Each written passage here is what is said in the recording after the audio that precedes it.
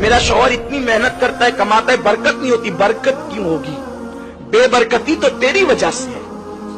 تو نے سر کا دوپٹہ گلے میں لٹکایا تو اس وقت تیرے گھر میں برکت ہوگی کیسے؟ اور سن لو, آپ تعویذ کے انبار گھر میں لگا لو, کبھی برکت نہیں ہو سکتی, کیونکہ نحوست تو تمہارے کھلے سر کی وجہ سے ہے. اور یہ میں نہیں کہہ رہا ہوں, بلکہ صاحب روح البیان نے لکھا ہے. اگر یہ بات لکھی نہ ہوتی تو میرے اندر بیان کرنے کی ہمت نہ ہوتی. نبی کی موجودگی میں عورت کے سر سے دوپٹہ ہٹے تو وہاں سے رحمت کے فرشتے چلے جاتے ہیں.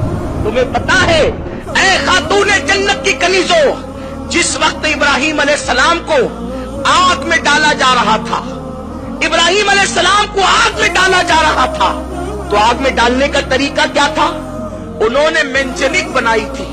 منجنیق آپ سمجھتی ہیں, جب پہلے دور میں قلعوں پہ حملے ہوتے تھے تو منجنیق کے ذریعے سے پتھر پھینکے جاتے تھے. انہوں نے منجنیق بنائی تھی. منجنیق وہ تھی کہ آگے ایک پائپ رہتا تھا اور ایک رسہ رہتا تھا.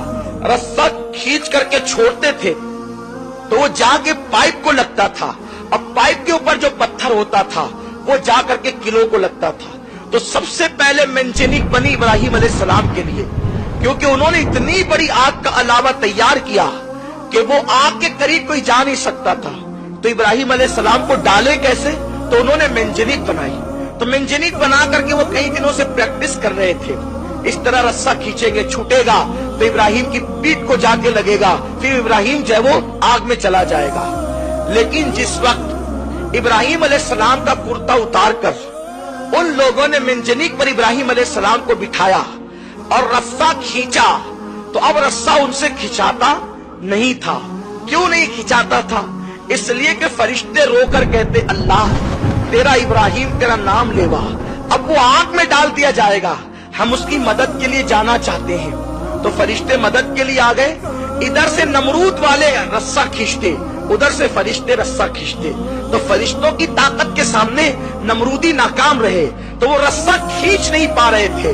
اب وہ حیران ہو گئے, کئی دنوں سے ہم پریکٹس کر رہے ہیں, کئی دنوں سے مشق کر رہے ہیں رسہ کھینچنے کی, ابھی تھوڑی دیر پہلے تک کے رسہ کھینچ رہا تھا آسانی سے, اب نہیں کھینچتا. اس وقت ایک بڈھا سر پہ کمبل ڈال کر آیا اور اس بڈھے نے کہا کہ رسہ کیوں نہیں کھینچتا؟ ان لوگوں نے کہا, اے بزرگ پتہ نہیں کیوں نہیں کھینچتا.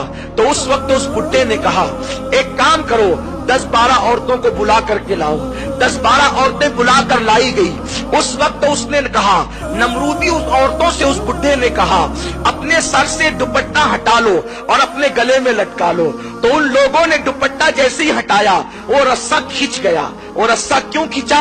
اس لیے کہ جب عورت سر سے دوپٹہ ہٹا دیتی ہے تو رحمت کے فرشتے وہاں سے چلے جاتے ہیں. تو اب ابراہیم علیہ السلام کی مدد کے جو رحمت کے فرشتے آئے تھے وہ دوپٹہ سر سے ہٹنے کی وجہ سے چلے گئے. حالانکہ وہاں اللہ کا پیغمبر موجود ہے, پیغمبر کی موجودگی کے باوجود اگر عورتیں سر سے دوپٹہ ہٹا دیں تو رحمت کے فرشتے وہاں سے چلے جاتے ہیں. تو کیا تمہارے گھر میں کوئی پیغمبر ہے؟ کوئی تمہارے گھر میں کوئی صحابی ہے؟ تمہارے گھر میں کوئی ولی ہے؟ نادانو, تمہاری تکلیفوں کا علاج صرف تمہارے پردے میں ہے. پردے میں رہ کر دیکھو, پھر میرے اللہ کی قدرت دیکھنا, اس کے کرم کی بارشیں دیکھنا. سنو, اللہ اکبر, جن کے گھروں میں برکتوں کا نزول ہوا, جن کے گھر سے کائنات کو خیرات ملی, جن کے گھر سے ولایت تقسیم ہوئی, جن کے گھر سے امامت تقسیم ہوئی, جن کے گھر سے نعمتیں تقسیم ہوئی, وہ گھر سیدہ فاطمہ الزہرا کا گھر ہے. سیدہ فاطمہ کی زندگی دیکھ لو. امام حسن مجتبی سے کسی نے کہا, حسن تیری ماں بڑی پاکیزہ تھی. امام حسن نے کہا, تو نے سچ کہا.